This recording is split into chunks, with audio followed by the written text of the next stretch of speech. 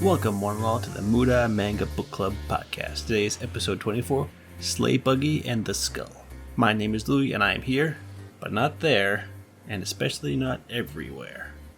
I'm joined with my co-host. Public service announcement. Selling yourself to an international black market auction is not necessarily your best option for family troubles. Tom. Hey everybody, welcome to another episode of the show. So for anyone who hasn't listened before, we do two topics every week. The first one is we're going to talk about things we've been up to, things we've been reading, things we've been enjoying for the last week or so. And then our other topic for this week will be a review of the Ancient Magus Bride, the first arc, which covers roughly chapters 1 to 7. So this is the first book plus a little bit of the second. The arcs are not as defined in this story, especially the beginning. Yeah. But it's a good cutoff. Mm-hmm. So, Tom, what have you been up to? Yes, in this last week.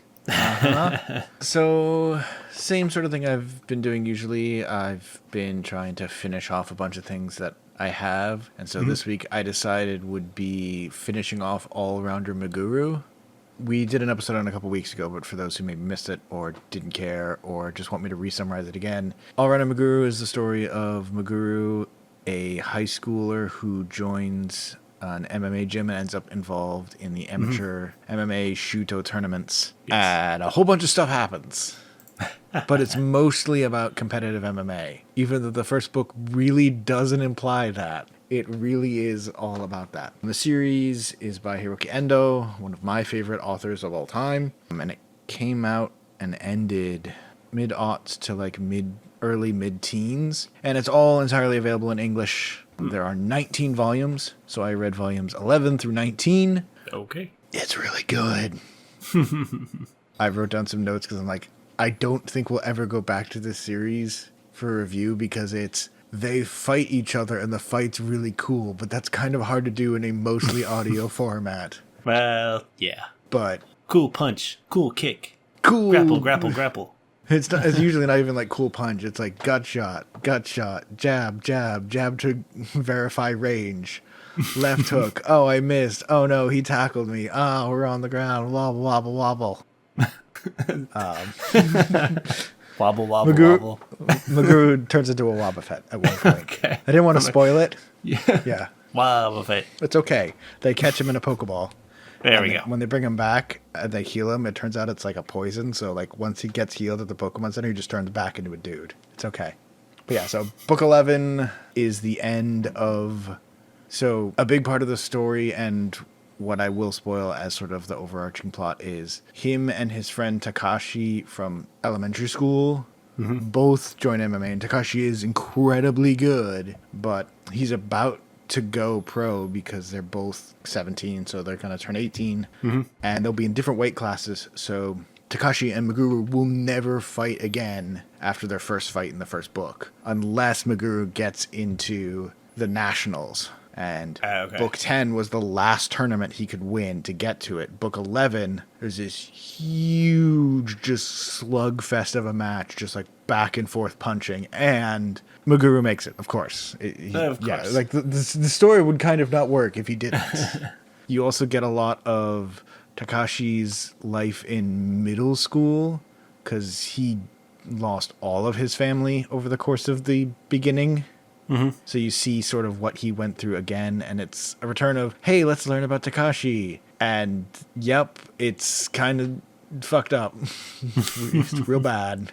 Less bad than other parts, but, yep. Okay. Maki has a realization of the romantic variety, and it feels stupid in the moment, but it's okay, because it's going to be stupid throughout the whole series anyway. Okay. So it will be fine. The romance is not the series' strong suit, and what feels like was going to be the entire story, just awkwardly forming into something between Maki and Meguru, is what happens. It just sort of awkwardly forms, and the whole time it's just very awkward, intentionally so.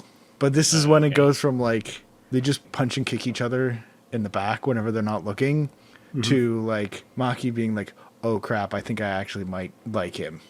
And her family mocks the shit out of her. It's hilarious. Chapter 12, this part of the series at least was written after the huge earthquake in Tohoku in 2011. the big Okay. earthquake Yep. with the nuclear reactor and all that. So book 12 is a long trip where they go there, they do some volunteer work, and then have like a friendlies match with some of the local gyms. Mm-hmm. It's very silly in many parts. And there's short little fights, but it's like, okay, yeah, it's the Tohoku chapter. Yep, they go and do that. 13, you get the full backstory for Meguru. You finally find out more about his father. You find out more about his grandmother. You find out what happened to his sister. Oh my god, this is a Hiroki Endo series. It's real fucked up. If you've read Eden, It's an Endless World, this chapter's like, oh, okay, yeah, no, this is the same guy who wrote this. Yep, okay, yeah. oh, now it's going to go this, let me guess, it's going to have this horrible section. Yep, there it goes. Okay, yep. And then book 13 of 19, the finals, the nationals start. And this is the big final tournament. Okay. Meguru and Maki and Takashi are all there in it. Maki's in the women's division. There's a huge tournament. There's obviously lots of people competing, but it only focuses on Meguru and Maki, who from their gym, they're the only two involved. Yep. And Takashi, obviously, and their weight class. I think there's like 100 and something fights that happen, but you only see their weight class. I see. Meguru goes against this crazy striker, and then the person who describes himself as the leg lock lunatic. So there's a bunch of crazy fights, and they're real good. Series is really good at fighting. 15 is the women's matches, because there's only 4 women. 3 of you whom have been part of the story, Maki, and then 2 other characters, Kaoru and Ayako. They come in like book 7 or 8. So they've been in the story for a while, but I haven't talked about them. But Maki against this Brazilian jiu-jitsu capoeira girl who just shows up for this tournament. That's a huge fight. And then Kaoru and Ayako, the other 2 girls, have their fight. Meguru fights this kid from Namazu, and there's a big part of this book about you're starting to get the like final thematic ending in book 16 of like everybody's worked really hard to get here and almost nobody is going to win. Not everybody can be winners. And everyone is like, you really want them all to win, and they all get their faces punched in. Well, of course. Book 17, we're to the finals. Maki and Meguru both have made it to the finals of their divisions. Maki's is first. It's a lot of punching and kicks because Maki's a kickboxer, and it goes crazy. Book 18 is the end of that and the beginning of the finals with Takashi and Meguru. And I'm just going to sum it up with what I wrote, which is holy fuckity fuck. Oh my god, it's crazy. Meguru and Takashi's final fight, which starts there and goes into book 19, is absolutely insane. It's not a blowout. It's not anyone like being super good or like just like an immediate start, boom, fight's over. No, it goes right down to the end, and it's everything I expected it to be, nothing I expected it to be, and once again, everything I expected. It's so good. And that's like halfway through the end, so there's about 5 or 6 chapters of epilogue, some bonus stories, things like that. The main series ends on Maki and Meguru. Like Meguru realizes that Maki likes him and he likes Maki the second to last chapter of the series. Well, of course. And then there's the last chapter, and it literally ends with their like confession, and the last like third of it is literally just a joke. The entire series just ends in this one long multi-page joke of them like talking. It's very funny. It's very cute. Cool. But there's a lot of ending with Takashi and stuff. And then the final chapter of the series, again, because it's Hiroki Endo, is the worst thing you would ever want as your first sex talk for like people who are going to start having sex. Like, here's the stuff you need to know. It's the worst ever. It is so funny. Maki's friends are so weird. They only show up in like 2 books, and they're this series is so good. I literally cannot overstate how much I enjoyed this.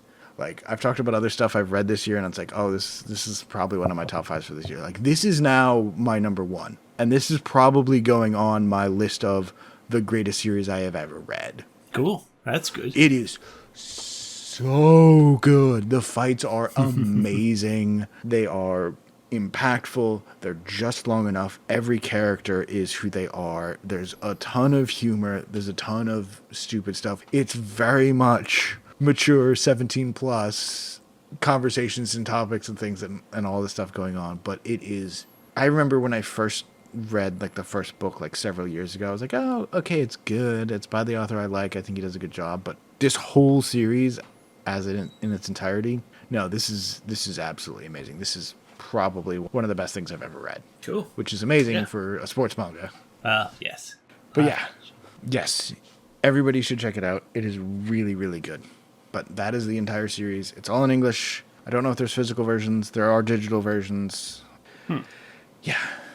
So that's the first thing I read. It was 9 books, but it was a few books. Yes, it was a few books. Then I read Frontier Lord, Volume 9 of the light novel that just came out. Nice. Good summary is you hear about the alcohol, pickle, and cheese fairies. No, that won't make sense out of context, but that's okay. I'm mixed on this. I think this is the first book that I'm not sure. There are some great parts. There's a new villain who's really good. There's an amazing part. You learn more about what happened to Diaz's parents. And there's this wonderful scene right after where Alna comes up to him and just goes like, Diaz, look, I just need you to know. And I want you to know that I am here for you always and forever. If you ever want to hunt down and murder your parents' killers, I don't care how far we have to go. We will cut their goddamn throats, those motherfuckers. And it's like, Alna, I love you. You're the best. There's more dragons. Okay. I think the big thing that happens with this, the rest of the cavekin show up. Okay. And so they get a huge bunch of people through that. The new villain person, who I don't want to spoil because it's a really interesting setup, and some more politics stuff for things that are going to happen in the next. I think the next book will like finish out more of this, so I think that'll be better. But it's kind of very Diaz is there and other people do stuff. Mm-hmm. And he just kind of says like, oh, and then they said this. And I'm like, okay. And I nodded. And then they continue talking about it. Diaz doesn't feel like he's really part of it. I mean, he shows up to fight the dragons. Yay. Yeah, because that's kind of what his character is, though. He just kind of goes with the flow, and he's not really a take charge kind of person unless something crazy is going on. Yeah, but I think also it's not just that. It's also he's not even really in the book that much. Oh. He's there, but he doesn't talk a lot. He doesn't say things. When they talk about his parents, he's mostly like, I don't remember that. Or, oh, I guess I forgot that. That's weird. And even when he's like doing the political stuff, it's like working with nobles and things like that. So it's all like someone else telling him what to say, and he says those things. And it's like, yep, I said that. The thing you told me to say. I don't know. It's probably my first moment of like, it's still good. I still like it. I'm still getting the next one. I'm not giving up on the series at all. Mm-hmm. But I think it's like every book has been like great, great, great, great, great. And I was like, it's good. It's okay. Yeah.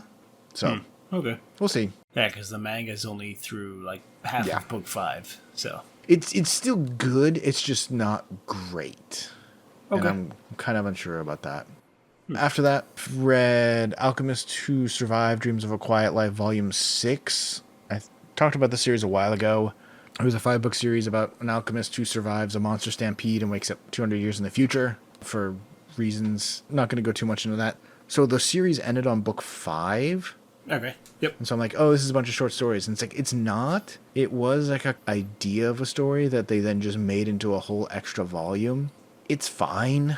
You obviously wouldn't read it without reading the other 5, and it's nothing compared to the rest, but it's okay. If you wanted a little bit more, if you wanted to know some more about the characters, and one or two of the big characters, they're not explained at all, even at the end of book 5, when everything ends. They're just sort of like, yep, and that person helped us, and then they left. Mm-hmm. And like they existed, they were part of the story, but you don't really understand anything about them. They get an actual explanation in this book. It's not a great story. It's fine. Mm-hmm. And I'd say like about 2/3 of it, I was like, okay, now I'm starting to really enjoy it again. But it's not as good as the rest of the series. But it is a good post-story. Book 5 was an end, and like all this stuff comes together. And then book 6 is like, yeah, we finished everything. Let's just go on an adventure, and then while I'm there, I can explain what those two people were doing. So it's fine. Okay. I'm glad I read it. I don't think I'll read it again. Contrast to My Daughter Left the Nest short story collection, which was another series from last year that I really loved. It was one of my top 5s. We're gonna talk about it at some point. So when they published it, the author wrote a bunch of these tiny, like 2 or 3 page short stories to go with the books as like add-ons? bonuses. Yeah. For like different stores. So if you bought it here, oh, you got this bonus story. If you bought it here, you got that bonus story. Just like some little extra thing. Oh, weird. And so after the series was finished, they asked like, hey, could you like put them all together in one book? Because like we'd have to buy like 6 copies of every volume in order to get them all. Yeah. And so they did do that. And they're very, very short stories. Like they're 2 to 5 pages at the most. Yeah, it's kind of like a lot of the manga light novels have an extra story at the end. It's usually just a couple pages that the author threw in. It's a lot of those, Okay. but they're all very clearly not important. So they're very much just like character sketching or little scenes or more details about a specific event that wasn't important. But if you look at it this way, it's actually kind of cute or something like that. And it also has all of the cover and color illustrations. Oh, that's good. And it has a long set of notes from the author at the end talking about the whole series and how they wrote it. Oh, nice. Which is actually very different and kind of interesting because they go through the whole series and like every character, like, well, this is what I was intending. And this is how they turned out. Like, this is why I did it this way, and this is why I did that. Oh, that's cool. I liked it more than I thought. Yeah. For short story stuff, because I usually don't like it. And since most of it are these really tiny stories, it doesn't matter. Don't read that before you finish the other books. But if you finish the other books, you could pick this up at any point and read the whole thing, and you wouldn't have any problem. Because it's all very simple stuff. Neat. That's cool. Yeah. So that was fun. Last 2 things. The second one I'll do first, which is weird to say, but Issak 6 and 7, and there's a couple other things that I've been reading. I'm going to save them for next week because I'm going to finish the rest of what I have, and it's hard to explain without talking about more of what happens next, so we're going to ignore that. But then Odor and the Flame, Chapter 10, is really good. Which one was Chapter 10? Chapter 10 was the Forge. When you revived the Iron Spirit? Yeah, wait, is that Chapter 11? Or was that Chapter 11? That might be Chapter 11. Because if it's Chapter 11, I also read that. Okay, so yeah, the latest one was Chapter 11. Okay, so Chapter 10 and 11. Yes. Chapter 10 is more of the fight. Yes. With the Ice General, and it's a very good fight. Mm-hmm. And then Chapter 11, the Forge Spirit awakens. Yes. And Odor, this is going to be the superpower that Odor gets, which is combining spirits. Yes. And it's so good. And the knee strike is so good, and it's got that very anime, very manga, like super pretty final blow between 2 people art. Yep. But it does it really well, and the fight ends, which is a little unfortunate, but it's very good. We think it ends, yes. Well, it's probably over, yeah. I mean, I think he's dead. I think so, but yes. You never know. He falls down, blood spraying out of his shoulder, saying, "I'll await you in Valhalla." Yeah, fair enough. Maybe he's not dead, but he thinks he's dying. Yeah. But it's real good. So I wonder, as you say, this is going to be his power of, I can take multiple spirits, but it also sounds like there's a time limit. He can't do this for long. So I wonder if it's going to be one of those things where as he travels and fights, he'll find other spirits as he goes and use them where they are. I don't know if he would take the Iron Spirit, because I think it would stay with the Forge. Yeah. That's going to be another question. Or is one of them going to follow along? Right. Join with them on stuff? Yeah. But it was a very cool scene when they summoned the Iron Spirit. I remember. The knee thing. was chapter 10. It's just this great moment of Oder watching the bad guy like start to do something and just smash cut to him kneeing him in the face. Oh, yes. It's just, oh, it's so good. Right, that's right. Because he was going to Freeze the dwarf girl, yeah. And he's just like, oh, I'm so tired. Oh, you're doing that? Oh, okay. Now I'm back, and I'm gonna beat the crap out of you. It's very good. Oder is not because he was going to kill her, but because he was going to pretty much cut her hands off. Yeah. The time limit thing, I think, is just a continuation of the training. His body can't handle so much. It's gonna burn off his life force, so it's just like, yep.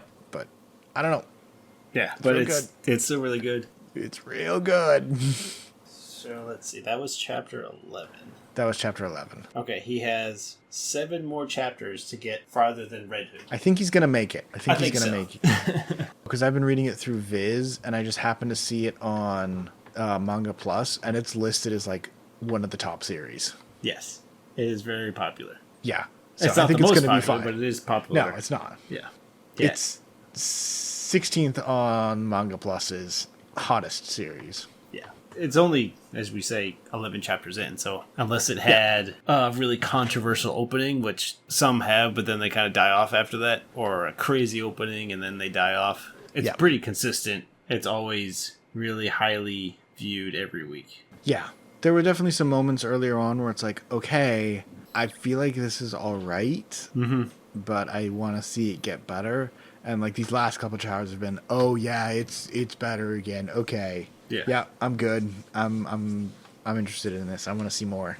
So yeah, it's really good. Yeah, I think they'll make it. Did you read the latest creepy and freaky ones? I read the EX. I did not read chapter 16. Oh, okay, the EX was interesting. Yeah, the bonus chapter. Yeah, it was definitely cute. It was fun to see. I kind of want to go and see some of his other series. Right. Because that's what I was like, oh, I didn't know that's the kind of stories he did. Is documentary manga. Yeah. I'm like, okay, that I want to see. Yeah. But it's funny to see like a 12-page manga and be like, yep, this is my break week. Yeah. Like, I mean, you still kind of drew a good amount. Yeah. But the 11th one is really, not the 11th, it's 16th. 16? Of Creepy and the Freaky is really good. Okay. It tells you more about the NPC and what kind of person they are. All right. Yeah.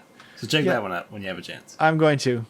What about you? Anything else you've been reading? Let's see. You've been up to? A few things. I don't know if I've talked too about late. this. That's all the time we have. Okay. Oh, no. Go ahead. I don't know if I've talked about this series before. It's called How Not to Summon a Demon Lord.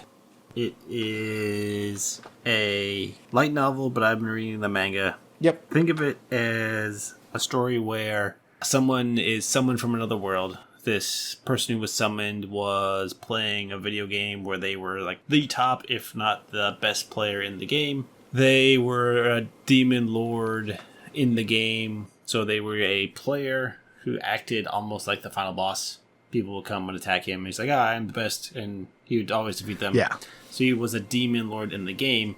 He gets summoned to this other world where he is summoned as the character he played in the game into a world like the game, but not exactly. So I read of the manga version, volumes 6 through 10.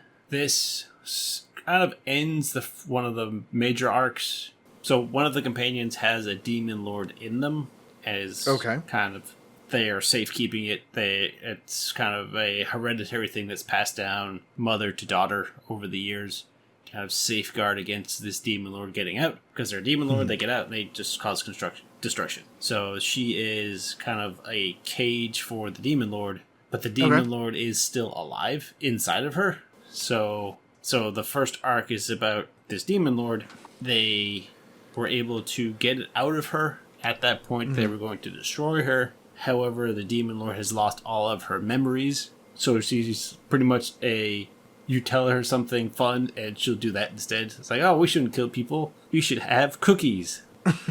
Or as biscuits or things like that. It's like, okay, I want biscuits. And that's all she wants to eat now. It's like, oh, you can't do that because then you can't have any more biscuits. Like, well, biscuits. So. Okay. There's that going on. There's like, okay, she's not actually evil. She just. Like, she may be evil eventually if she remembers everything that was happening in the past, but that's not how she is now. So it's about dealing with that and trying to not freak everyone out because, hey, there's a demon lord, even though the main character's a demon lord. Everyone's like, yeah, whatever. You're not a real demon lord. He just calls himself that. And then there's some betrayal. They were able to bring the full power of the demon lord back through some betrayal of other people and some sacrifices and things like that. And some people who are with the church kind of create the right combination of events where the demon lord really becomes the real demon lord, goes on crazy destruction, but they were able to bring her back to her more childlike ideas by saying that whatever triggered her to become the demon lord was reversed. Yeah. So the main character is, in the meantime, trying to defend the city from this demon lord. And then eventually it's like, okay, we solved the problem. Great. All right. Main thing is over. We have demon lord who likes cookies back. Everyone's back to normal. So then it kind of starts the next. If you watch the anime, I believe that's where season 1 ends. And then the second season is, I believe, books 9 and 10, where they go off to another land to kind of learn. Someone is the head priestess of the church is being attacked. She finds their way to the main group. They say, we'll protect you, but we have to go get another one of these paladins who is very trustworthy. We're going to go meet up with him because he can protect me from the other paladins who are out to kill me, who are being manipulated by the cardinals and the higher-ups in the church to kill the priestess. So they, all right, we're going to cookie demon lord, stay here, eat cookies, don't kill anybody. The 3 of us with the priestess are going to go off and try to help out and make sure everything's okay. So they go. It's like a desert village way out. Gotcha. They get there. Turns out there's some other stuff going on. So you got the paladin who's been there, and no one likes the church because they're charging exorbitant amounts of money to heal people. And then you got the people who run the town, the governor, who is very much, I don't like the church, so I'm going to tax him like crazy, which is why the church then has to charge people more. So it's kind of like these two sides clashing. There's a plague going on, and no one knows why. So they find out why, and I won't spoil it because it's important, but that's kind of where book 10 ends, of we're now going to confront the culprit of the plague. Okay. It's interesting. If you don't like fan service, this one isn't really for you. Yeah. There's a lot of fan service. No, I know that about this series. Yeah, this one's pretty famous. It's interesting. So there's a lot of references to that game that he was in, but it's like, okay, and he's overpowered, but not incredibly overpowered, just because the world is slightly different. Because he was like a super magic build, and he is very bad against people who are not super magic build. So if you are like a fighter who is a master swordsman and you're close to his level, it's kind of like, I gotta prepare and get ready. He's not 100 levels above everybody. He's like... Yeah. He's still significantly higher, but not incredibly higher. Yeah. And he's also kind of a, not coward, but he's very much non-confrontational. So he's like, he tries to do a lot to not fight people, but he's like, okay, if I do, I'm gonna just annihilate you. But it's interesting. I won't say it's complex, per se. It's fun. It's a very fun story. Okay. Yeah.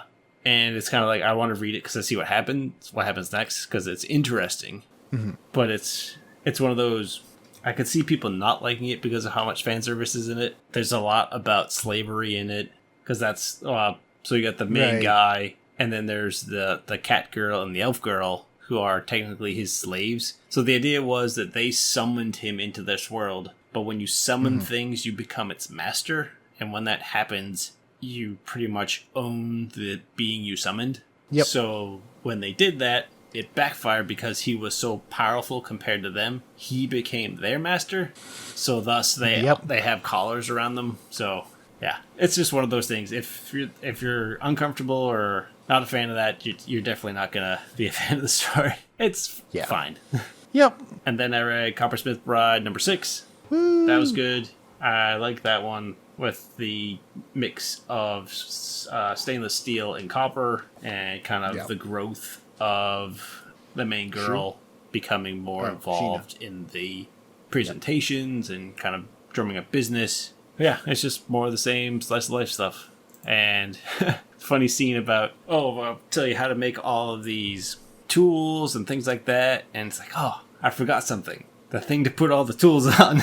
Yeah. You forgot the stand to set it in so that you can actually work So on then it. she tries to put it in a plastic stool. It's like, that's not going to work. Yeah. Yeah. It's like, oh, wait, I forgot something.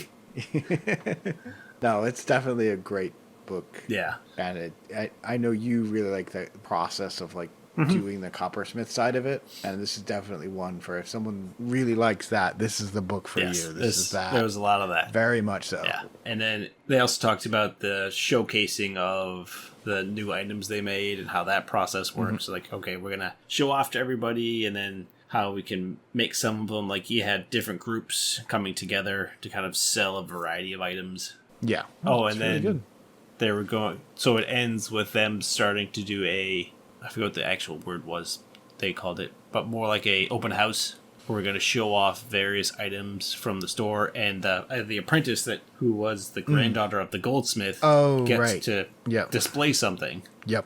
And then they bring in someone else who is, I think, around her age, who is going to display something as well, but he just doesn't care about the craft at all. He's a little bit older. Yeah. Yeah, okay, that's true. He might be a little project. Older. Yeah.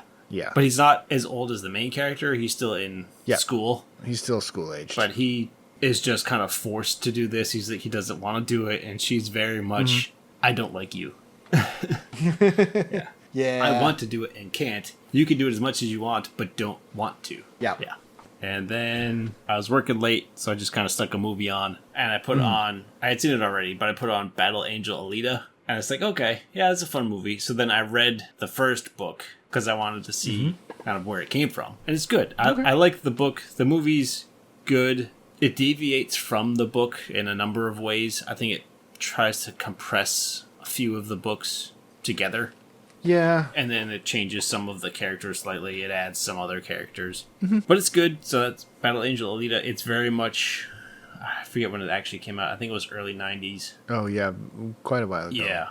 Yeah, early 90s, late 80s. Yep. And that was a common thing then, where like a lot of movies would take like a short series and compress it into a movie. No, this was the live action movie. Oh, that movie. Yeah, that movie. Yeah. Okay. Yeah. Was it actually good? So when I first watched it, I hadn't read the story yet. Okay. So I watched it. There's some famous people in it. It's good. The Alita, they kind of somehow like animate her face, so her eyes are much bigger. Oh, yeah. Now I remember seeing. Yeah. So it's like, it looks a little weird because like you have regular people walking around and there's a love story, and it's like there's Alita, who is a robot. Well, she's not really a robot, but she's supposed to be mostly a machine. Yep. But she also has really big eyes compared to everybody else. Yeah, it's a little weird. That, and it's like, but if you can get past that, it's interesting. The story's neat. There's a lot that's not explained, and there's a lot of different things going on. So we're trying to cram a lot of stuff in together. It's fine. Yeah. It takes a lot of the big points from the story and uses those because it has the doctor, and Alita is found in the junkyard. In the movie, they kind of soften his approach to the hunter slayer killer people, because in the movie he does it because he needs the money to help people. In the book, he does it because he likes killing murderers. He likes the thrill of hunting down horrible people. So it's like, yeah, we're not going to do that in the movie. It kind of changes how the character is. Like, he's still a doctor and helps people, but he also likes the thrill of the hunt, which is not how it's portrayed in the movie. In the movie, he does it because he needs the money to help people. He still gets money in the book, but he's like, I do this because I enjoy it. Gotcha. But it's good. The book is good. I'll probably pick up the rest of them. I think they're coming out with a master collection at some point. Probably. Yep. It's a very classic series. Yes. Because there's Battle Angel Alita, and then there's a few others. So they're set in like omnibuses now. So the first one is quite a few chapters, I think. And they're decent-sized chapters anyways. And then the last thing wasn't a book. It was something I watched as well. So I watched the first season of Ghost in the Shell Standalone Complex. Okay. That's really good. It's actually, you can watch it for free. The whole series for free. If you go to Cartoon Network. By pirating it. No. If you go to Cartoon Network, the website, you can watch the first and second season of Ghost in the Shell. You have to watch some ads unless you know how to disable ads, and then you can just watch every episode. I think I watched them in English because that's what I originally watched them in, and I was doing other stuff at the same time, so it's easier to do that. Mm-hmm. But I think they also have the Japanese version as well. I think you can switch back and forth. But yeah, you just Cartoon Network, and I have first and second season there for some reason because you can't get it anywhere else. Okay. When Adult Swim was a big thing, they were that was one of the series they had. Yep. But yeah, so you can still watch it there. So season 1 and season 2 of just the standalone Complex ones. They don't have the other Ghost in the Shell series. Because there's, I think, 2 more. And I always forget of how, like, it's cyberpunk kind of thing. But it's really just more of a huge crime drama. And the cyberpunk is just the setting. It's like, every episode is about hunting down criminals. We're doing investigations. There's some hacker group that's broken into some building, or we have to go stop an assassination. And we do it with all these cyberpunky things, but there's very few episodes that are just like, we're going to go and just do cyberpunk stuff. It's more cyber than punk, definitely, because it is a cop show. Mm-hmm. It's very much a cop show.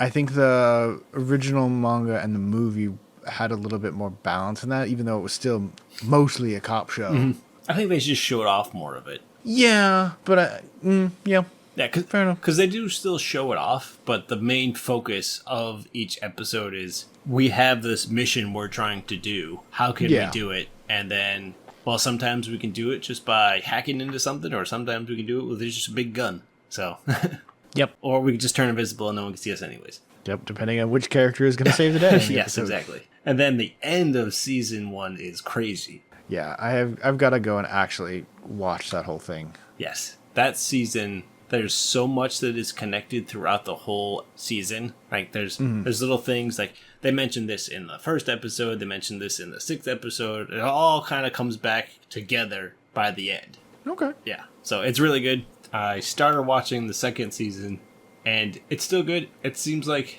so watching shows from that time period, comparing them to shows now, the animation has improved so much since then. It's like, wow, this scene, there is nothing actually moving. You're just hearing people talk. Because they can talk, not telepathically, but they can talk using things in their brain, their cyber brain. Nanomachines, son. So they're communicating that way. So you have people just not moving, and the scene is still happening. They're just standing there, or they're just looking off into space, or they're just doing nothing. And it's like they're having whole conversations, and nothing is actually being animated on the screen.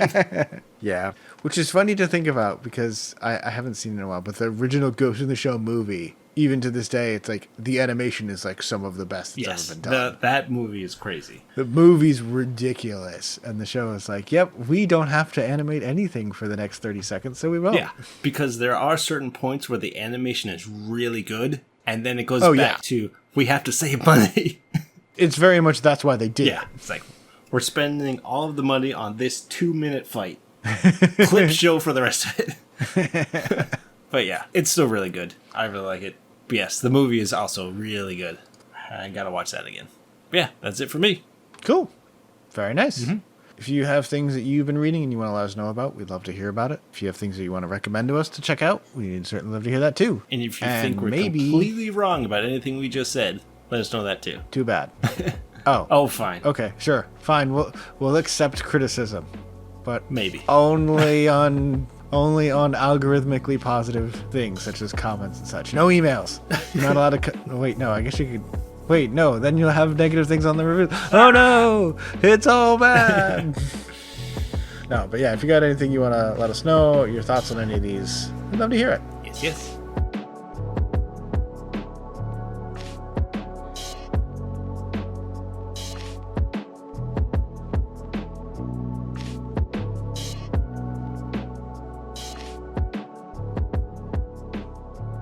So for the other topic for today, we're going to do a review of the Ancient Magus Bride. This will be chapters 1 through 7, which we're kind of thinking is the first arc. Mm-hmm. So for anyone who doesn't know, the Ancient Magus Bride is written and illustrated by Korei Yamazaki. It came out a while ago. It's still ongoing. There's many volumes out now. It's been going out since at least 2014 for my version. So it's been around. Yeah. I'm trying something a little different because I didn't take any notes. This is going to be more of a freeform review. Yes, so, this was definitely intentional, too. This was definitely the plan. For the most part, there's two main characters. There's Chise, which is the redhead girl on the cover, and Elias Ainsworth. He is the skull on the cover. Yes. So, the story starts off at an auction. And not a nice auction. This is a black market auction. I mean... Of some sort. Well, it looks nice. The chairs are very nice. They're velvety. Everything looks good. It's very well decorated. But it's one of those auctions where everyone wears masks, and yeah, you could probably guess what kind of auction it is. But what they're doing is they're auctioning off something called a Sleigh buggy. So this world that we're in, this Ancient Magus Bride world, is set, I think, nowadays. I don't think it's supposed to be in any rough timeline. I think it's supposed to be around now.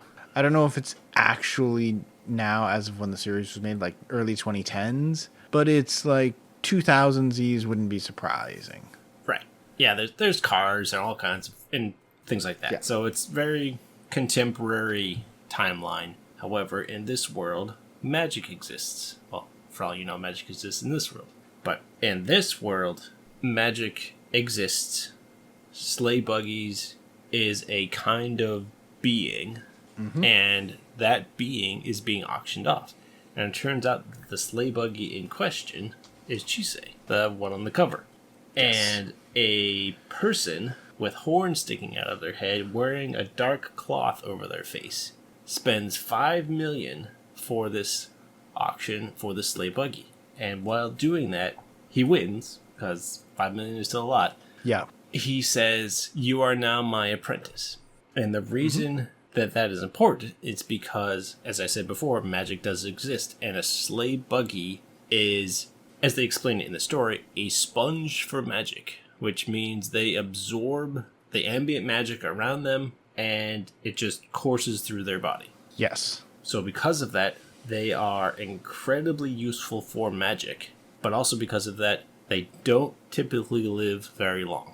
Because the idea is you're just absorbing, as they say, like a sponge, full of magic, and if you can't do anything with it, it will kill you. Yep.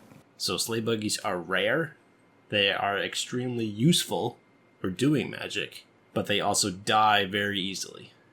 And that is what Chise is. She is a sleigh buggy. She is a sponge of magic. And another thing that they say about it, and another reason that they tend to die very fast is, hey, a lot of the fairy tales and things that we talk about in this world, as the story is mostly set in Ireland, it's a lot of European, British, Irish fairy tales are a big part of the story, but the creatures of the fairy tale world, fairies and the fae creatures and all of that, are also very, very, very attracted to sleigh buggies as well. They'll seek them out, they'll follow them, they'll do things to them. And this is classic fairy tales. If you say the wrong thing, they'll eat you. Yes. Because they think that you said it was okay for them to kill and eat you. Yes, it is the very traditional European grim fairy tales kind of fairy tales. Yeah. Not necessarily everything is darkness and bleak, but if you make a mistake, it will kill you. Yes, you have to be very careful. It can. And that comes up in the very first chapter. Yep.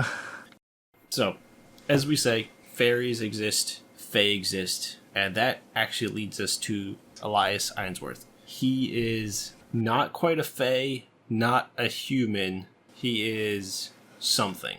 You won't learn about what he truly is till much later. But he is a being that has been around for a long time. He's not the most ancient thing around. He's just been around for a while. Yeah, a few hundred years. Yeah, but he is also incredibly good at magic. And he also goes by many different names. I can't remember them all. I think the other ones that you'll see in these chapters are Thorn Mage, Child of Thorns. Yep. I see it written here. You may see Pilum Moralis, which is, I think it's Latin for something to do with thorns or spears. Yeah. In the chapters we're talking about, Thorn Mage is the more important one. Yeah. So he is a mage. So there are two types of magic users in this story so far. There's mages and alchemists. Mages are people who can use magic as if what you would picture a normal wizard kind of person is. They just can use magic. They can bend reality to their will with magic. But then you have alchemists who use science, I have in quotes, to make magic do things. So anyone can be an alchemist. Mages are kind of an innate ability that people have. So, yes, but also not quite. I don't know if there's like truly like, oh, only certain people can do this. Having aptitude is obviously important, and a lot of people don't. But also, I think the other thing that they bring up, and that's the biggest thing, is alchemists use their own power. All alchemy and all magic runs on the same sort of mana magic that exists in the world, but whereas alchemists use their own or use it from something, mages are borrowing it from something else. They work a lot more with the Fae and things like that, and they borrow the magic from them to then do their spells. Yeah. One of the ways they kind of explain it in the story is think of a alchemist as more of someone making a machine kind of following the laws of reality to do magic, whereas a mage can bend reality to do the magic, but it also is much harder to control. Yeah. And one of the characters you meet shows the side effects of doing that, where she was doing magic, she slipped, lost control, and now her arms are embedded with stones because she wasn't paying enough attention. Yep. Angelica. Yes. She creates magical items, so she makes amulets and things like that. She's one of the first few people you meet in the story, who is a friend, sort of, to Elias. Yeah. There's some funny scenes of Chise and Elias kind of talking about her and how they know each other, and Angelica's being like, don't trust him, he's a horrible person. It's like, so are you guys lovers? Or Yeah. It's like trying to piece, because at this point Chise was purchased by Elias. He says, you're my apprentice, you're gonna come live with me, I'm gonna take care of you. She's like, okay, you own me, so I'm just gonna follow you anyways. I'm trying to understand what's going on. There's this whole world of magic, apparently. Yep. And, alright, I have no idea what's going on. Also, you're going to be my bride someday, too. Yes, that is also a thing. That's the end of the first chapter is, oh yeah, by the way, I also am going to make you my bride someday. And it's like, what? Yes. What? So you learn very quickly Elias has terrible communication skills. Because he's not a person, so he doesn't quite understand. Like, he knows what emotions and how to talk to people, the rough idea, but he doesn't understand them because he's not a person per se. Yeah. So there's a lot of him trying to understand what she needs. Yeah, and it's a lot of it is emotions and the undertones and subtext of people talking. If you talk to him in direct vocabulary, he can understand everything you're saying and respond back perfectly with no issue. It's understanding why people ask for these things or why they do things or why they react in certain ways. That's what he doesn't understand. Right. Because he's not actually human. He doesn't have those same emotions and things in general. The beginning, you meet Chise, Elias. Yep. Then you meet Angelica. Yep. Then in the next chapter, you meet Simon. He is a priest. He comes and hangs out with Elias fairly frequently as the story goes on. Yep. He's fun. Yeah. He likes Elias. He kind of watches out for him. Well, he likes that he can help people. Yes, that's true. He does not dislike Elias. He doesn't hate him at all. And it's not that he doesn't enjoy his company, but it's also like he's helpful and they get along. So he's just okay with it.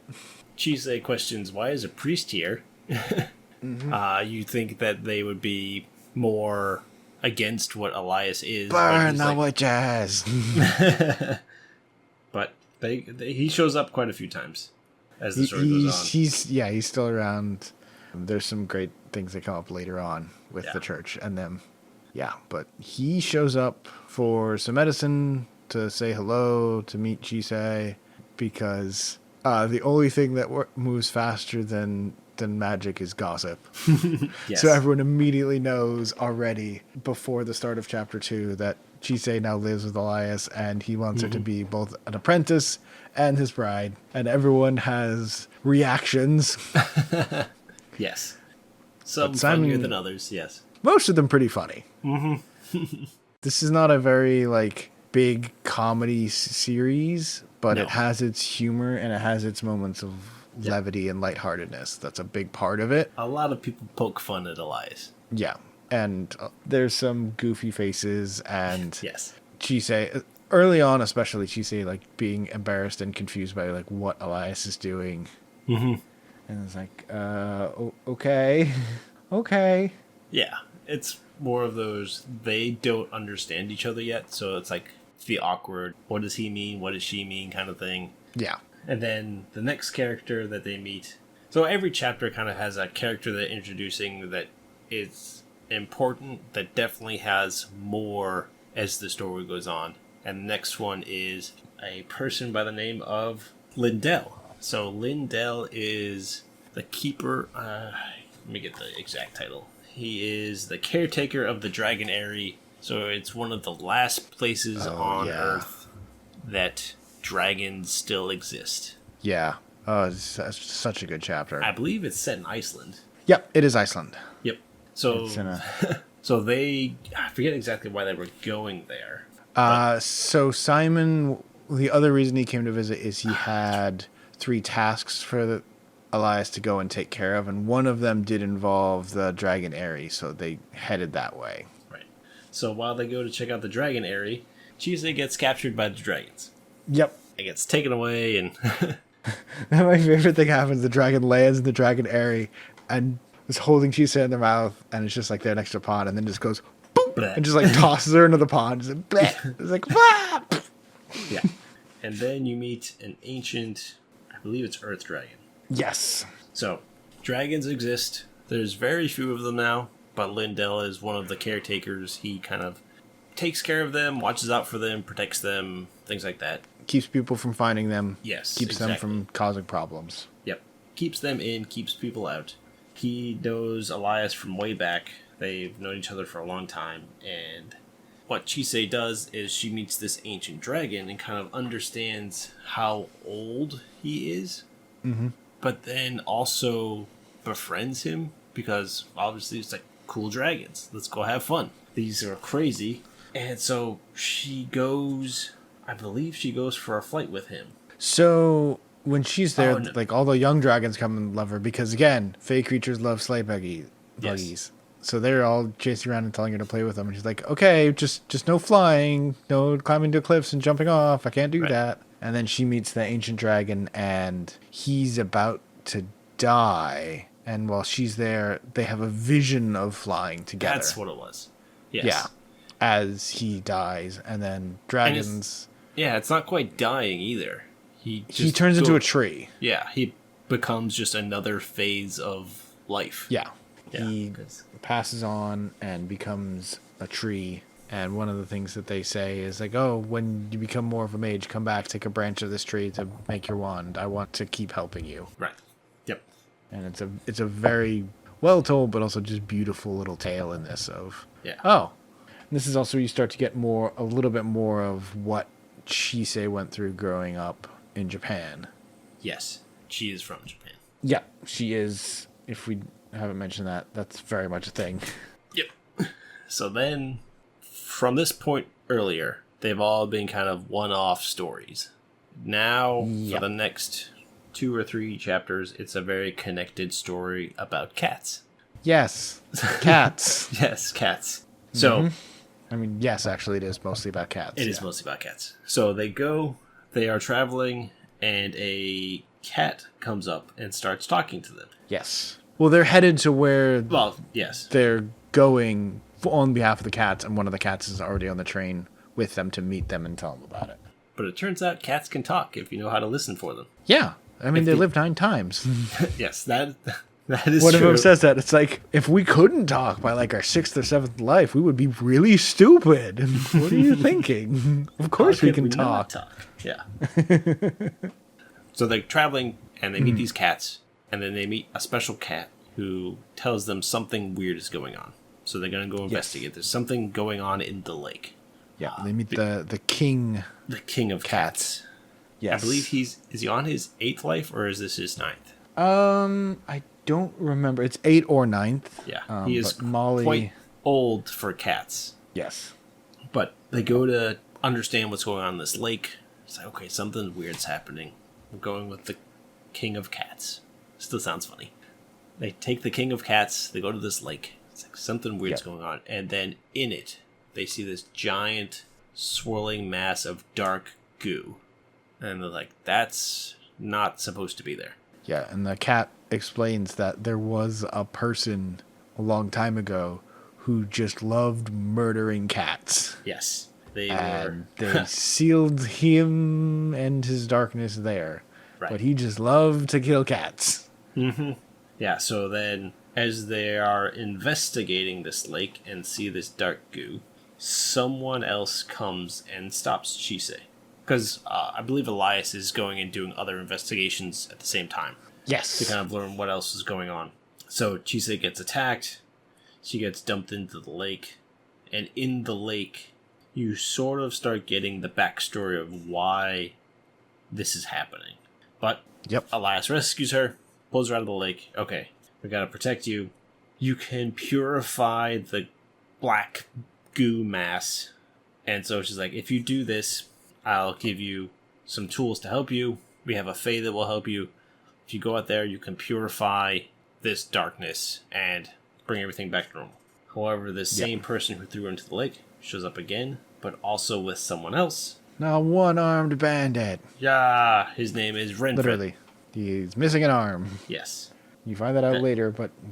You find that out, I think, in the next chapter. You find it out in the next chapter. It's not much later. Yes. But... Why he's missing an arm is not really explained yet. Yeah. So, because of that, she is captured. He threatens to hurt the fae. They're preventing her from cleansing this dark liquid. Elias shows up. Yes. Rescues Chise. Holds the other two.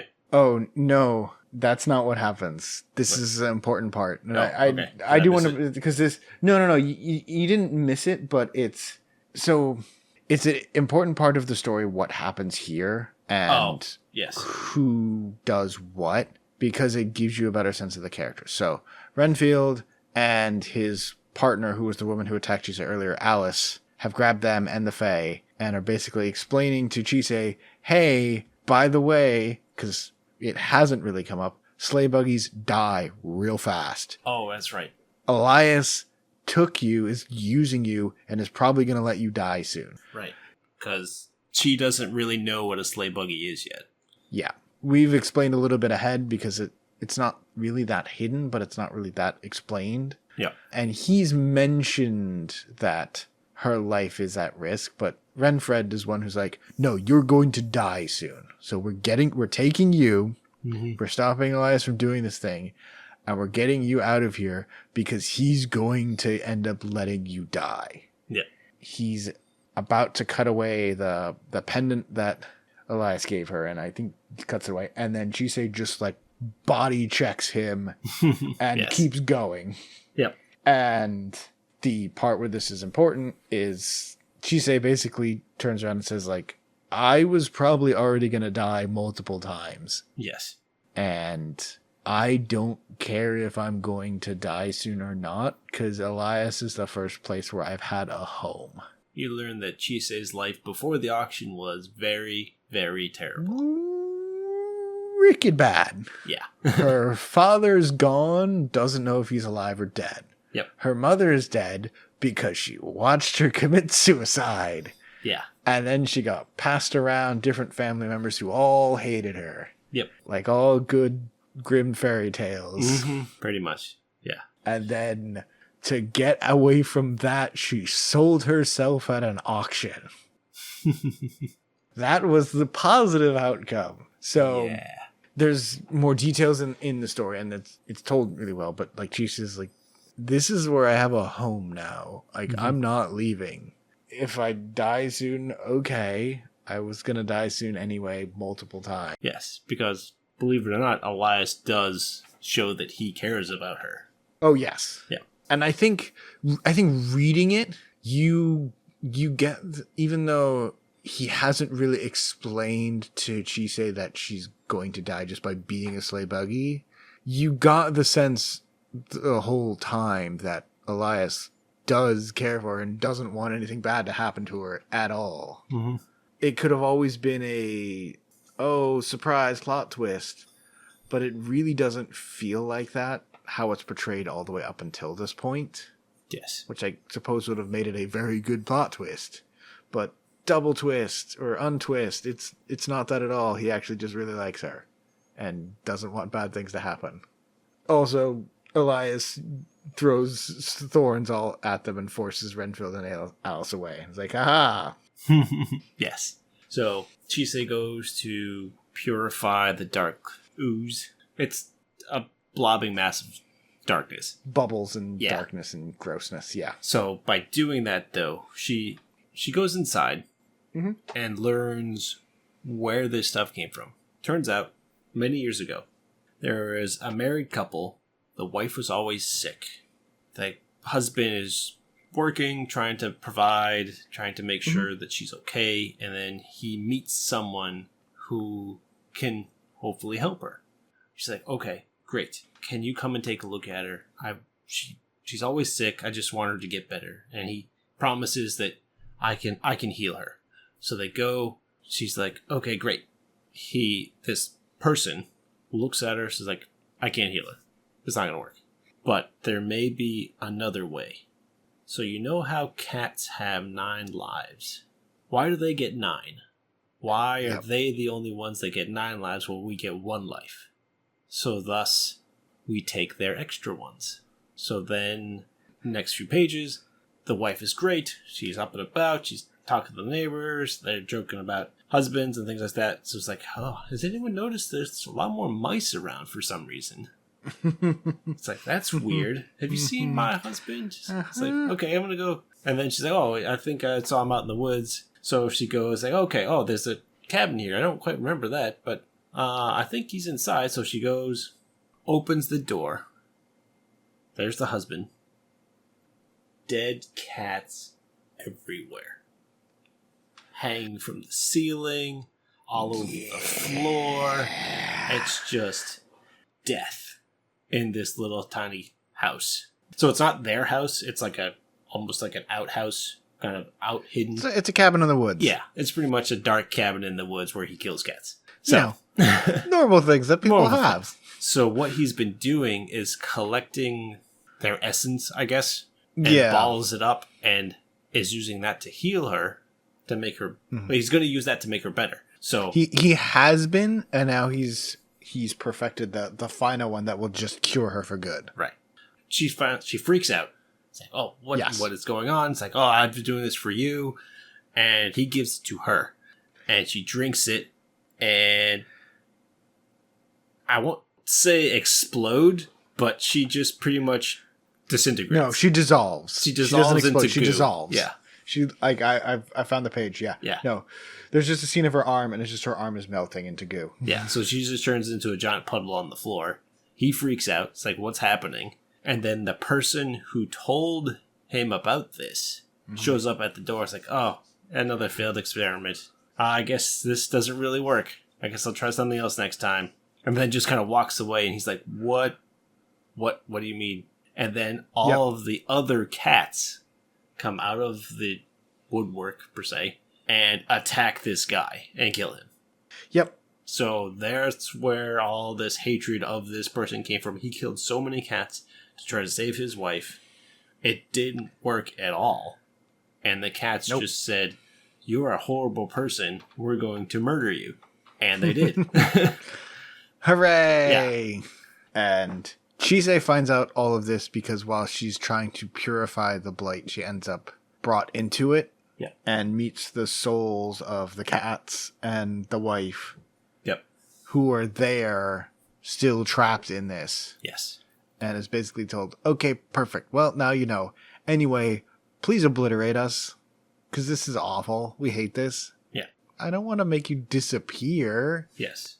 And ultimately, they work out a way to purify yes. and release everyone.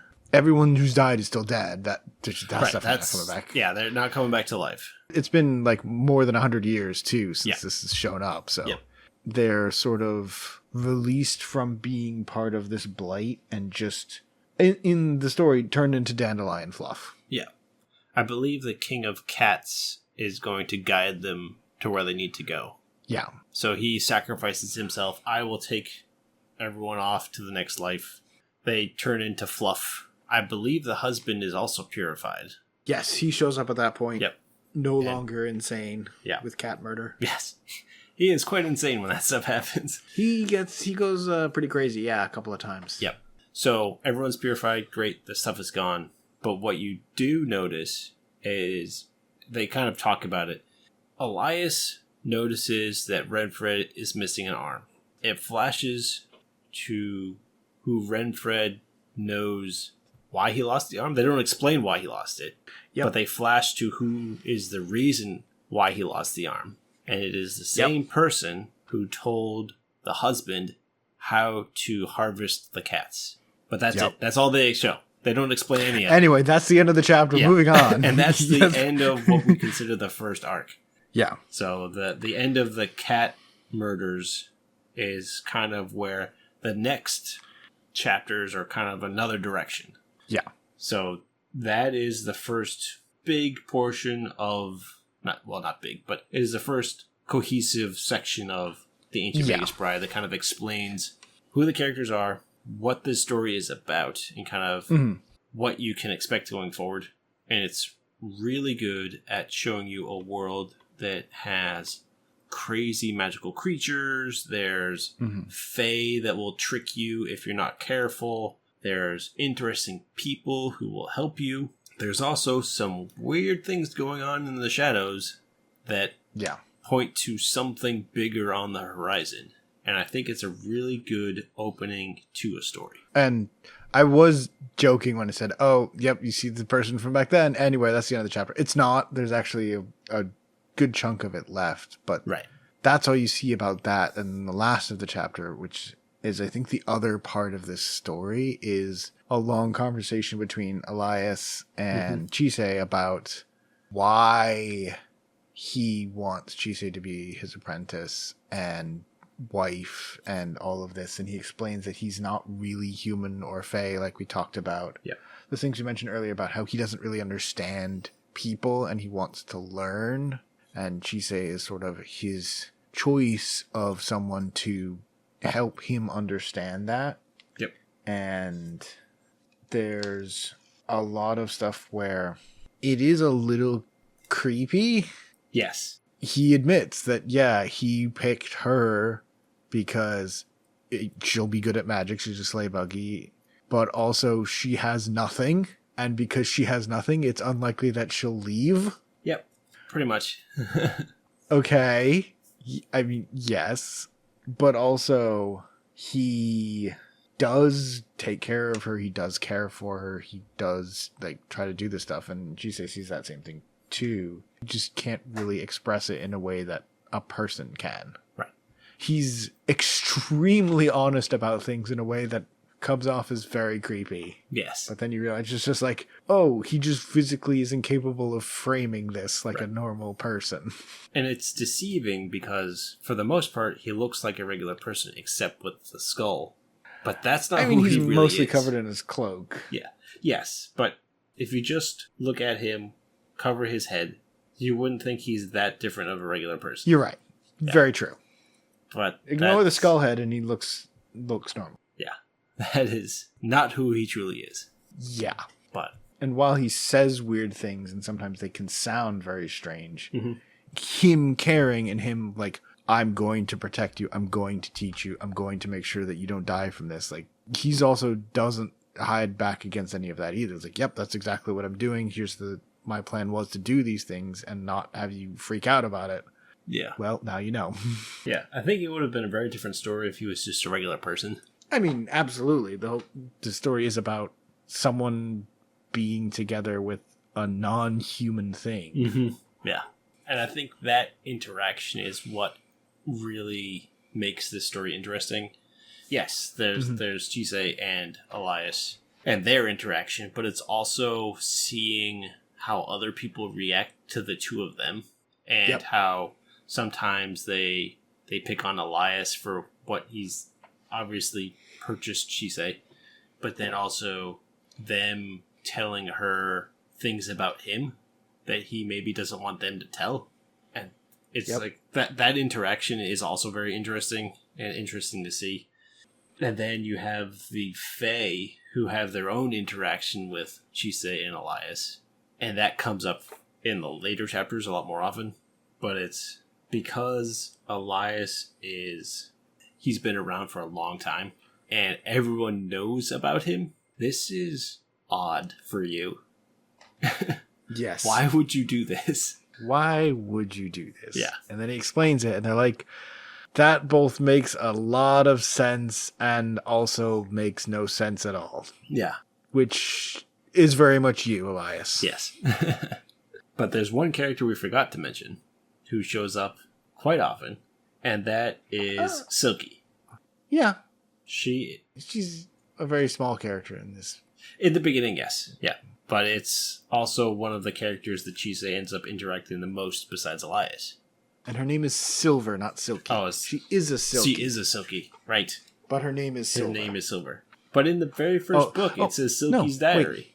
Wait, okay. Looking at this, it looks like in English they call her Silver, but in Japanese they call her Silky. I don't know.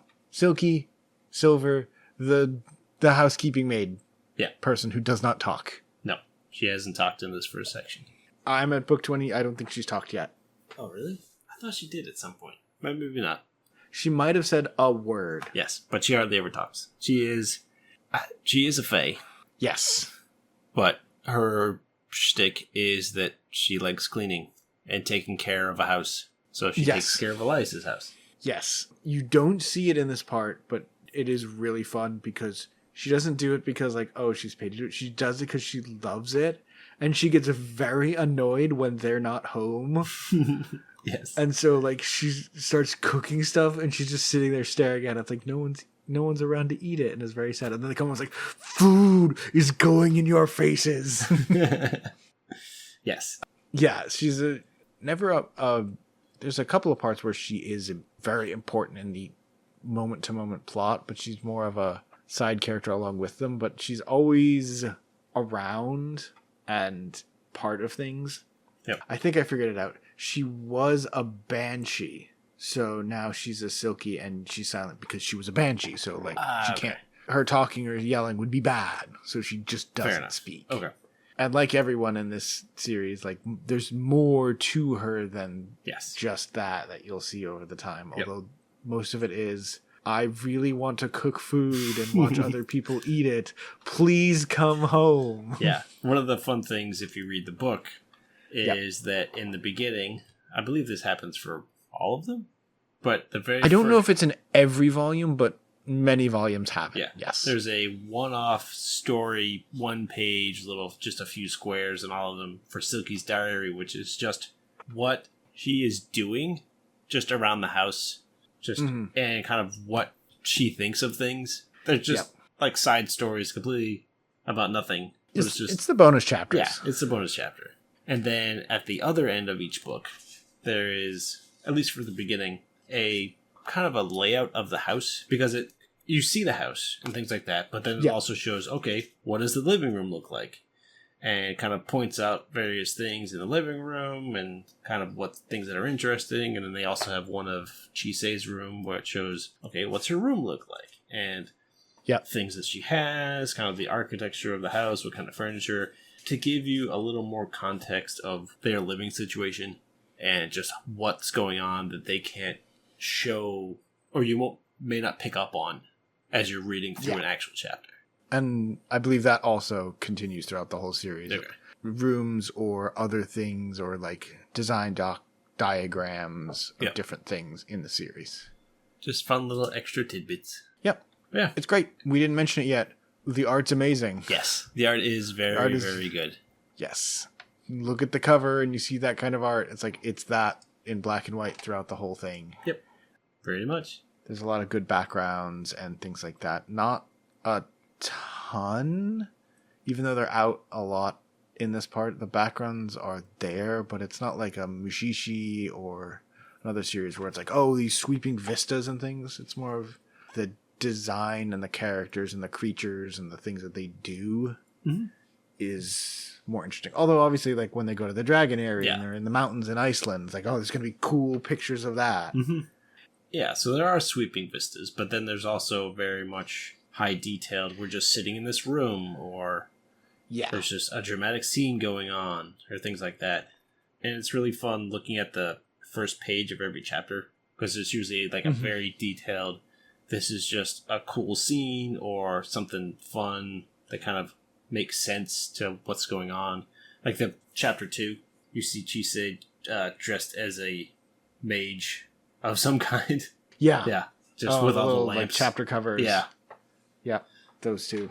So the art is really good. The characters are all unique and distinct. You can easily tell one character from another. The character art's excellent. Yep. And then when you get to the Fae and things like that, they're all wild and crazy. And they do a lot of funny faces with a skull.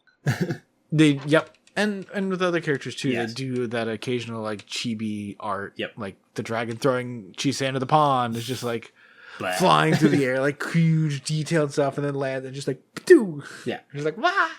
They don't do it very. It's not common, but it shows up regularly enough that it's not. Oh, it's a surprise. It's just like, okay, here's the lighthearted moment for this section, and it'll be like slightly goofy, and then it'll immediately go back to normal. Yeah. Capable of doing that. Yep. And also capable of going really dark in the imagery. Capable of also doing a cabin in the woods full of dead cats. Yeah. All with black.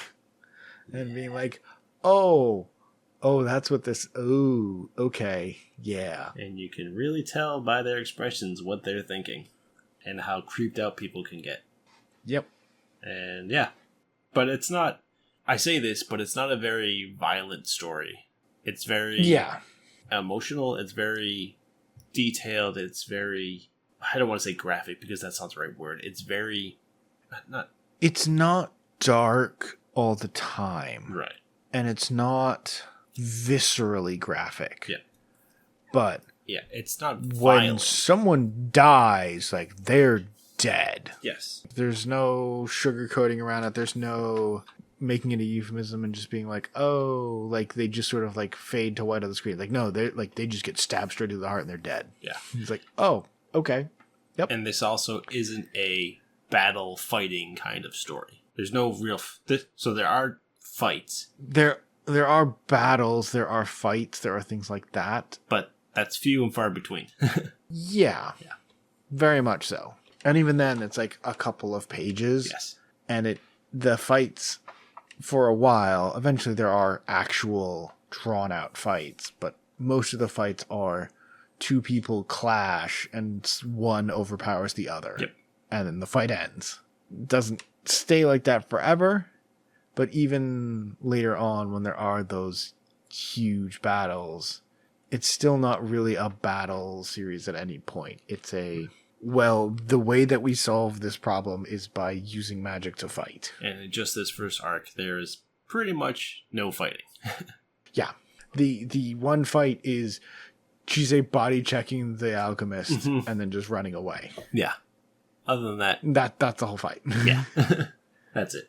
Oh, and the cat killing the guy. That is true. By jumping up and biting his neck out. Yep. That's also a thing. Yeah. Man versus cat. Cat immediately rips throat out. Man dies. Well, that was fun. Yeah. That was a page. But it's really good. I highly recommend it. There are, I think, 20 books now. There's 20 in English. There's 22 total. Yeah. It's still running. Yep. It's a monthly. There's about 5 chapters in a book. Yes. They're generally like 40-ish pages. Yeah. And it's quite good. Like it is quite good. One of my favorites of what I've read recently. It's not quite slice of life, but it almost has that feeling from time to time. Yes. Of just like Chise and Elias' like normal life. Mm-hmm. It always maintains more of a supernatural story instead. Right. but that sort of the two of them living their life together is a big part of it. I think after this section where they start going off and kind of he starts training her in magic and things like that, it becomes more slice of lifey because we've introduced everybody that's really important, and now it's just kind of we're gonna go and just live in this world now. Yeah, I can see that, and I agree with that to some degree. You get more of their day-to-day, but there's also going to be unnamed person from past and present who does things, comes up, and just sort of pops in and out. It's never moment to moment reading it. You don't really know if this is going to be super important, and a lot of times it's not.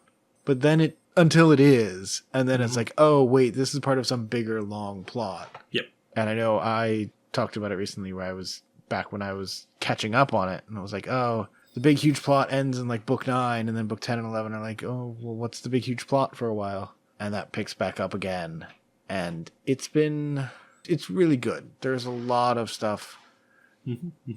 If it sounds like, oh, okay, that feels like it'd be interesting for books. Like, there's a lot of things to talk about and bring up, and different characters and who they were and where they came from. There's a lot more to, obviously, to Chise and Elias's story than Chise had bad childhood and Elias is half fae, half something else.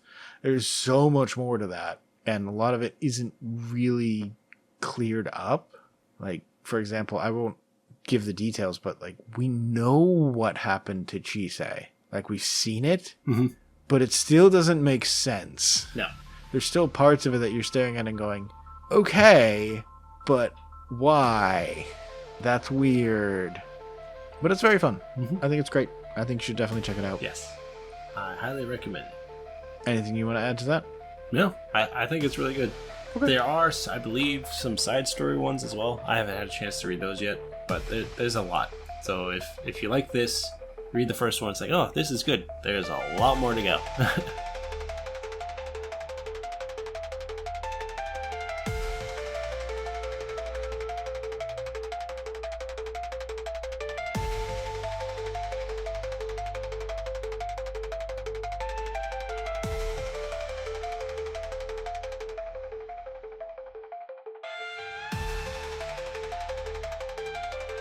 But with that is going to be everything for this week of the Mudai Manga Book Club podcast. Thank you once again for listening. If you'd like to listen or watch us in other places other than where you're listening and or watching us right now, you can find those places by following us on Blue Sky at Mudai Manga Book Club, or you could go to those two places directly, such as YouTube at Mudai Manga and Book Club, or Podbean and podcasting apps under Mudai Manga and Book Club.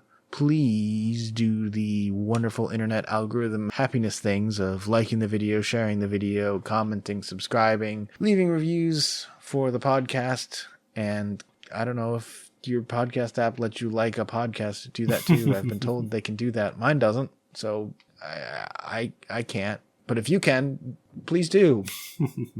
Yeah, that thing. And also, if you have questions, comments, things that you want to talk to us about, things you want to recommend, things you want to yell at us about, anything like that, you can comment in any of those places, or you can reach us directly by email at mudaimangabookclub@gmail.com. What? But with that, that's going to be the end of this week's episode. Louie, recommend something. Okay. Now, I go. shall recommend faster. The amazing Digital Circus. It is part of the production company on YouTube called Glitch. I've talked about them before for Murder Drones. This is the Amazing Digital Circus. It is very funny. It is extremely popular. You have most likely seen it, heard about it. If you haven't, it's crazy. I know about this. Yeah. I know about this, and I've not watched a single one of their things. Yeah, so the Amazing Digital Circus pilot episode came out a year ago, I think. Around there. 382 million views. Yeah. It is crazy popular. So there are currently 5 episodes. There's the pilot one. So what it is a girl gets summoned to another world. How she gets there is still kind of a mystery. But what it is, she assumes she gets summoned into like a game. She is there. The main girl is named Pomni. She is the one who has the clown getup. Yep. She is the main character. She shows up. There's other people there. There's a girl who looks like a Raggedy Ann doll. There's a bunny. There's someone who has masks on. There's a guy who's shaped like a chess piece. There's one who is kind of an amalgamation of random shapes. And then there's a kind of a circus ringleader who is just a giant face of teeth with eyeballs. He is the one in charge of this whole place. So it's very much a trying to figure out what's going on. There are hints that it's all AI, that it's all just a simulation. Nothing is explained yet, but it's very much a comedy with dark undertones or questionable things, as in questioning reality. So there's the pilot episode. Then the episode 2 is about going off and doing adventures. So the idea of all these characters are brought in, and this guy who looks like a mouth wearing a circus suit, he is pretty much sending people on, hey, go have an adventure here, go have an adventure there, and he is the ringleader of this digital circus. So he sends them on adventures every episode after that. Episode 2 is a Candy Carrier Chaos, where they go to a world where they have to save this candy kingdom because they're being robbed. And then there's they meet the robbers. There's an existential crisis because they kind of fall out of reality and go and see all of the assets of the game. So they see the asset of an NPC doing the T-pose because they glitched out of bounds. Okay. But the NPC sees himself and his friends. Is like, what is happening? What is happening?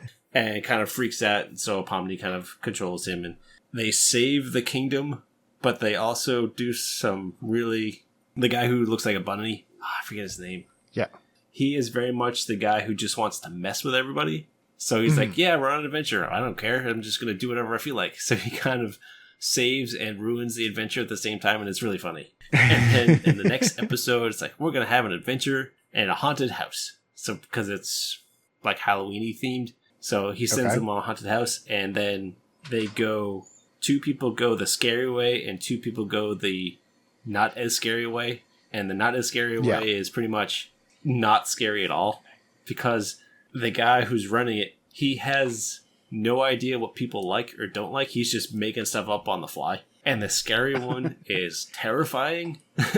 And the less scary one is like you're just walking through a house. There's nothing there. And then there's a fast food episode where it's like, okay, you are all now in charge of running this fast food chain. And go. And crazy stuff happens. And every episode kind of focuses on a new set of characters. It's kind of and their interaction with Pomni. And then in the latest episode called Untitled, it's pretty much, you've all been leaving me comments about adventures you want to have. So we're going to do all of them. And it's like every minute is new adventure, new adventure, new adventure, new adventure. And it's just like, okay, we're doing this now. We're playing baseball. One of them is they're set in a anime high school. Oh, God. Yeah. Typically, the story is done in a 3D animation style. And that one, that I believe they switched to the 2D anime style. Oh, nice. And it's like, okay, yeah. They're just going wild with it. And it's really funny. They're like 25 minutes long. They're all on YouTube. Yeah. It's great. The last episode 5 just came out a month ago. It's completely trippy. I really like the Halloween one. Is probably my favorite. The fast food one explains a lot about certain characters, but the 5th one is just wild. It's just crazy. Okay. But yeah, it's really good. So that's The Amazing Digital Circus by Glitch on YouTube. Very cool. I believe you can also watch them on Netflix, or is it Amazon? Possibly. Yeah. You can watch them. I think it's Netflix. You can watch them on there too. But you can watch them for free. In case you don't have free access to YouTube. Yeah, in case you don't have YouTube for some reason. What about you? What is your recommendation for recommending things? So I'm mostly going to be recommending the second one of this, but I don't know if I've talked about the first one or not. So I'll just recommend both of them. It's a pair of games called The Case of the Golden Idol, followed by The Return of the Golden Idol. If you're into mysteries, this is basically PC mystery games, obviously based around a golden idol. The reason I'm bringing them up Now, the Rise of the Golden Idol came out at the end of last year, which is a sequel to the first one. Mm-hmm. You don't need to have played the first one, but there's a lot of interesting connections between the games. Mm-hmm. They're also working on their DLC. Oh. They're releasing 4 mini cases, and the third of the four mini cases just came out. Mystery games are tricky. Mm-hmm.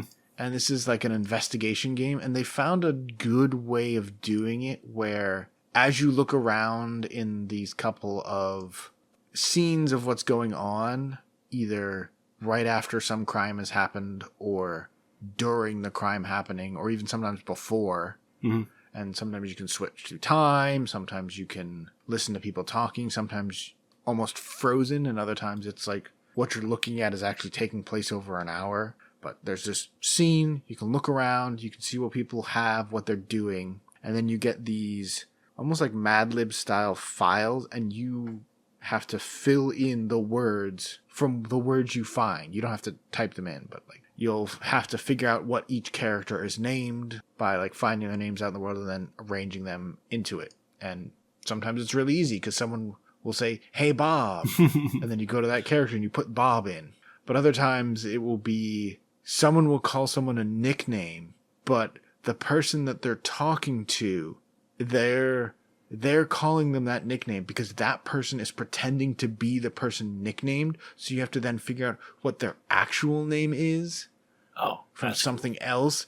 And it eventually gets extremely hard. Okay. Yep. The DLC cases tend to be extremely difficult, almost unfairly difficult. And the first, when you're getting used to it, it can be difficult, and sometimes a case will just come up and it's like, there's one I'm looking at some of the screenshots for Rise of the Golden Idol, mm-hmm. and like the prison breakout one is really tough to figure out everyone's name because it's 6 random prisoners.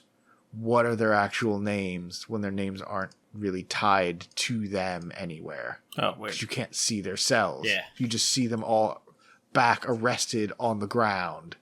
It's like, okay, who's who? And it's like, God damn.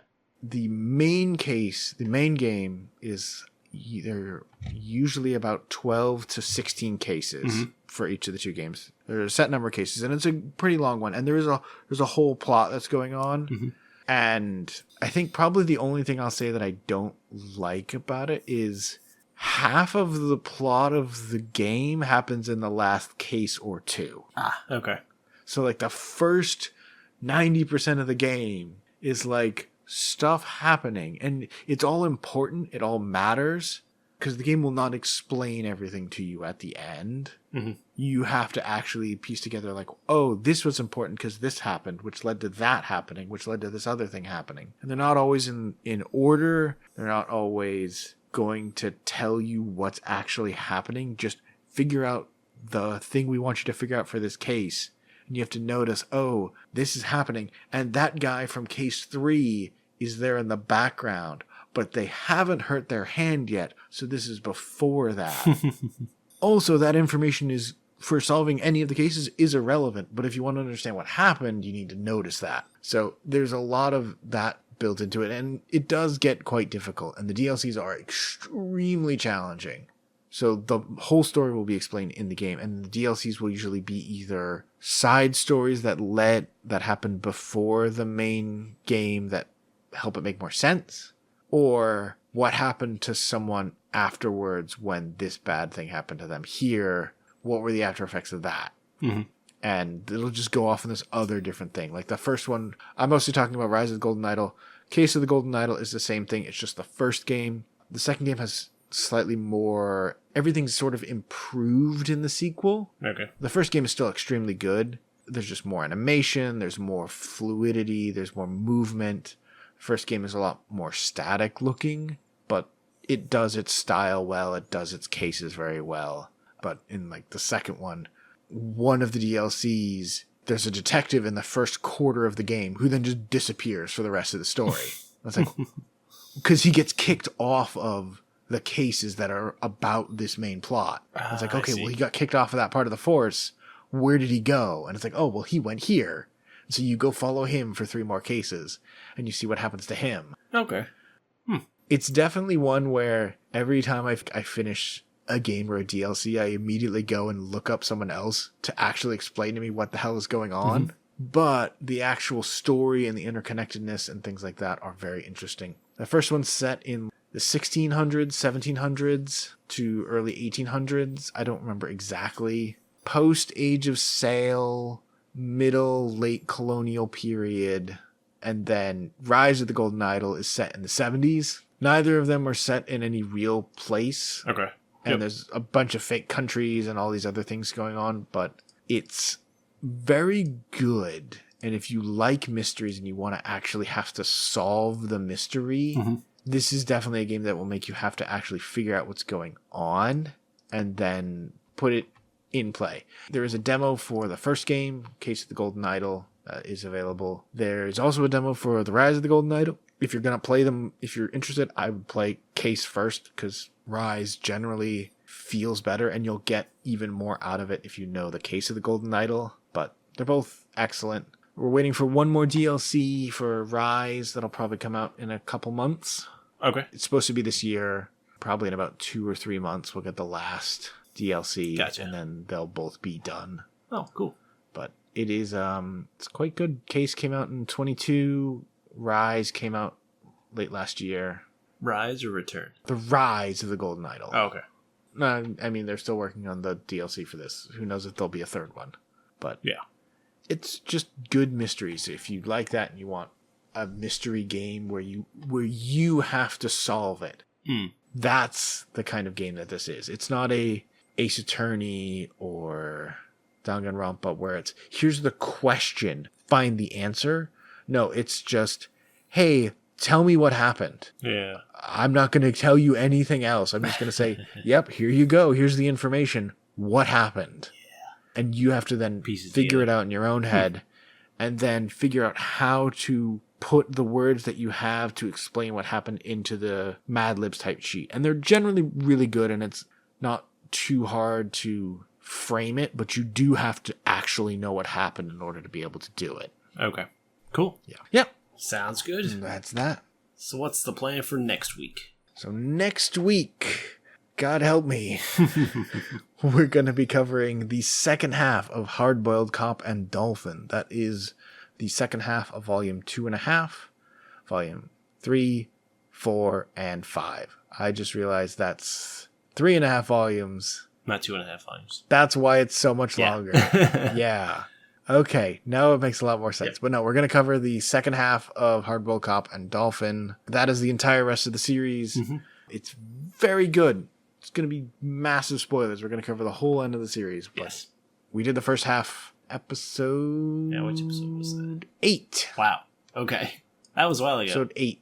That was March. Oh, it's not book 2... It's not the second half of book 2. It's the second half of book 3. Okay. It is the second half of book 3. I'm like, no, it wasn't a book and a half. It was 2.5. It was books 1, 2, and the first half of 3. So we're covering the second half of 3, 4, and 5. Okay, that makes more sense. We will be covering just the second half. Yes. So we will be covering that. We'll be doing full spoilers, whole ending, everything for the rest of the series, and finishing it up. Yeah. Look forward to that next time. Sounds good. Until then, have a good night, everybody. Bye-bye. Peace.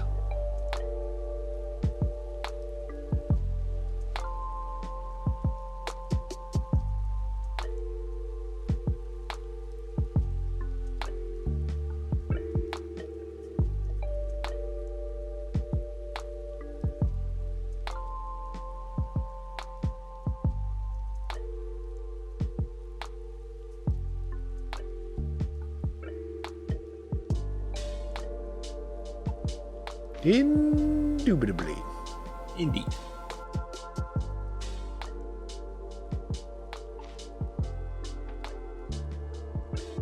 Hey, here's this entire series of manga that I wanted to read at some point that's been in my wish list long enough.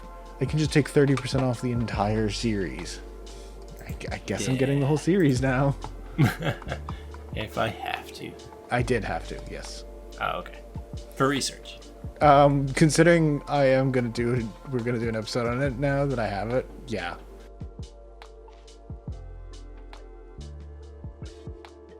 Eins, Not Ainz. Ainsworth. Elias Ainsworth. It's not Eins Al Ghul.